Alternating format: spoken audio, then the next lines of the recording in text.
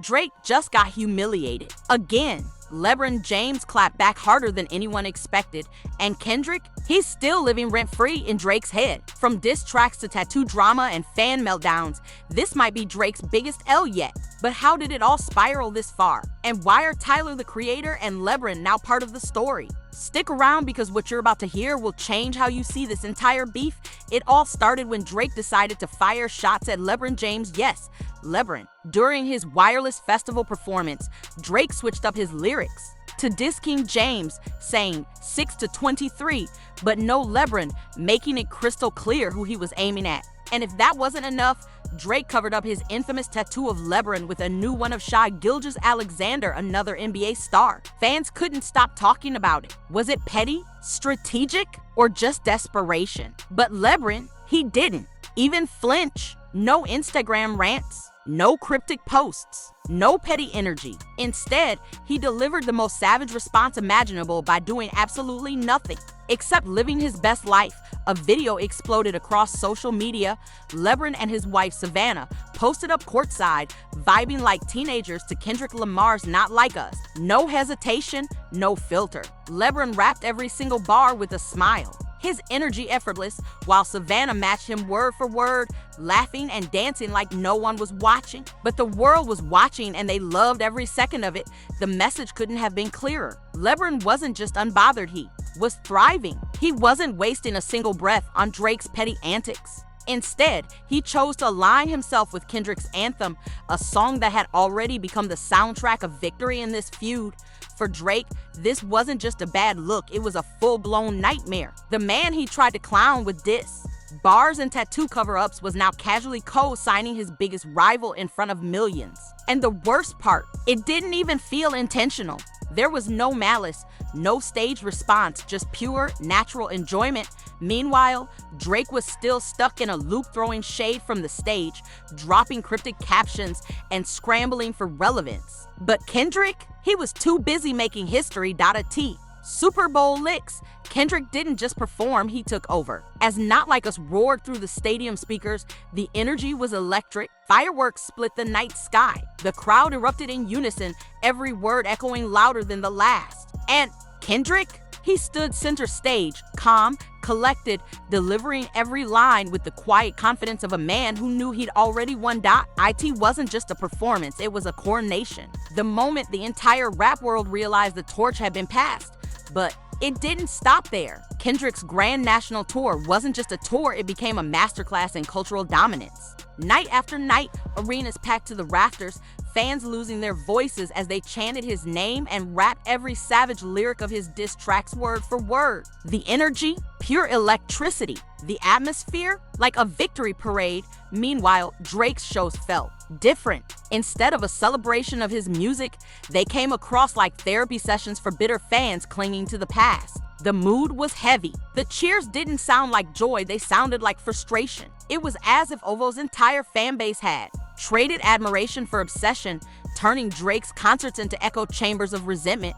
What made it sting even more? Kendrick never mentioned Drake, not once. No name drops, no Instagram shade, no stage pettiness. Just hit after hit, each one landing harder than the last, with the entire culture standing firmly behind him. It was almost cruel how little effort Kendrick needed to completely outshine his rival. Drake, on the other hand, was spiraling. He tried to control the narrative, but the harder he pushed, the weaker he looked. And then came the moment that told the world everything they needed to know. During his Birmingham show, the crowd erupted not in love for Drake, but in hatred for Kendrick. F Kendrick, F Kendrick. They chanted louder and louder until the arena shook with bitterness. Drake didn't stop them. He didn't redirect their energy. Instead, he smiled almost grateful and leaned into the chaos. "I can't say that I don't agree," he told the crowd with a smirk before launching into yet another set of tracks that felt more like filler than fireworks. It wasn't a power move. It was desperation. A surreal moment where the energy in the room wasn't hype, it was toxic. While Kendrick's fans were celebrating art and moving culture forward, Drake's army was stuck, chanting at ghosts and clinging to a beef that had ended before it even began. But just when Drake thought he could at least hold on to the headlines, Tyler, the Creator, stepped into the ring, and he didn't come alone. Tyler's ninth album, Don't Tap the Glass, dropped like a cultural bomb. Critics hailed it as fearless, genre-bending, and brilliantly innovative. Fans called it his best work yet. Even Kendrick gave it a subtle cosign, further solidifying Tyler's place among the greats. But the real dagger? Tyler's decision to feature LeBron James in the music video for Stop Playing With Me. LeBron's cameo wasn't just a random celebrity flex, it felt calculated. There he was, laughing, dancing, and vibing with Tyler on screen, radiating the same effortless energy he showed while rapping along to Not Like Us. For fans, it felt symbolic, a passing of the cultural torch from one generation to the next. For Drake, it was betrayal of the highest level. The man he once admired enough to tattoo on his arm was now aligning himself with Drake's rivals, and doing it in a way that felt organic, joyful, and unstoppable. T this point, Drake wasn't just losing a beef, he was losing the culture. OVO. Fans completely lost their minds. Social media turned into a war zone as they accused Tyler, the creator, of copying Drake's Honestly, Nevermind. Their claim? Tyler's Don't Tap the Glass was nothing more than a cheap knockoff, a desperate imitation of Drake's work, and they didn't stop there. They went after Tyler's track Ring Ring, claiming it was a blatant ripoff of Drake's Nokia. Post after post, comment after comment, they tried to push the narrative, but here's the thing, nobody was buying it. The more OVO fans screamed into the void, the more ridiculous they sounded. Real music lovers knew the truth.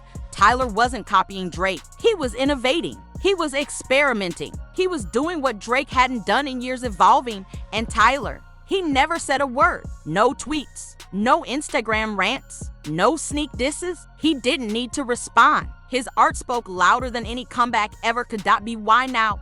It was painfully obvious Drake wasn't just losing the beef. He was losing his grip on the culture itself. While Kendrick and Tyler were redefining the sound of a generation, Drake felt stuck in a loop of petty antics, recycled ideas, and nostalgia that no longer hit like it used to. His shows, instead of bringing fresh energy, Drake paced the stage aimlessly, almost like a man searching for relevance in real time. The once electric aura of his performances had faded. Now, they felt like OVO karaoke nights, fans clinging desperately to the past while Kendrick and Tyler pushed hip-hop into the future. But Drake wasn't done. He refused to let go of the spotlight. So he turned to Instagram, dropping cryptic quotes and passive-aggressive captions. Fake friends, industry snakes. We all knew who he was talking about. And then there was the tattoo drama, his infamous LeBron tattoo. In a move that screamed desperation, Drake covered up LeBron's face with another NBA star. To fans, it wasn't a flex. It was a symbol of how deep the obsession had gotten. The feud wasn't just in the music anymore, it had consumed him. Meanwhile, Kendrick was performing Not Like Us in sold-out stadiums, turning each show into a cultural moment. Tyler was crafting sonic experiences that felt fearless and fresh. And LeBron, he wasn't saying a word. He was just chilling, supporting Kendrick's tour and Tyler's video, effortlessly proving once again that real greatness doesn't need to shout. The message couldn't be clearer. Drake was fighting tooth and nail for attention, clawing at every headline, while the culture had already moved on. Kendrick and Tyler weren't just making music, they were creating movements. Fans weren't simply listening. They were living these albums, these performances, these viral moments. And Drake, he was nowhere to be found. It wasn't just a feud anymore, it was a cultural reset. His once untouchable brand, it's now a punchline. The man who used to dominate the charts now dominates group chats, but not because of his music. Instead, it's the memes, the awkward moments, and the desperate clout chasing that have people talking. Fans are starting to say it out loud. Drake isn't creating anymore. He's clinging to relevance, clinging to beefs, clinging to a throne that might not even exist for him anymore. Meanwhile, the world has moved on. Kendrick's Not Like Us isn't just a diss, it's an anthem. A cultural rallying cry that's blasting in cars, clubs, and stadiums around the world. Tyler's Don't Tap the Glass? Critics are already calling it a generational masterpiece, the kind of album that redefines what hip-hop can be. And Drake, he's left standing alone in the ruins of his own ego. The empire he built brick by brick is starting to crumble, and the scariest part, for the first time in his career, it feels like hip-hop doesn't need Drake anymore, and maybe, just maybe, he knows it. Because now, here we are. The man once crowned king of the charts is watching his throne slip away, moment by moment. Kendrick never needed to clap back directly. Tyler never had to say a word. Even LeBron, without trying, became part of the story just by living his life and choosing the right side of history. Drac